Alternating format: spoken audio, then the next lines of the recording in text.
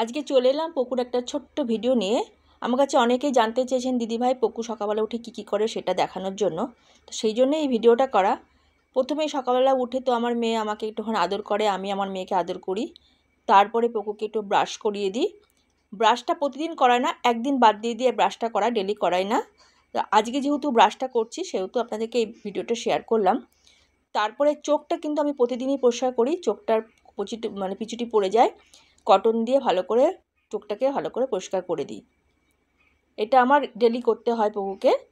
তারপরে ভালো করে মাথাটা আঁচড়ে দিই, আঁচড়ে দিয়ে একটা ছোট্ট করে টিপ পরিয়ে দিয়ে পকুকে বাইরে ছেড়ে দিই।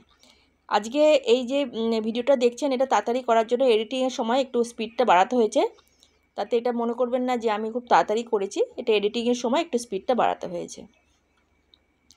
পকুকে একটা টিপ পরিয়ে দিই সকালবেলাতে, তারপরে ওকে বাগানে ছেড়ে দিই। ও বাগানে নিজের মতন করে সুন্দর করে ঘুরে আসে। ভিডিওটা কেমন লাগবে?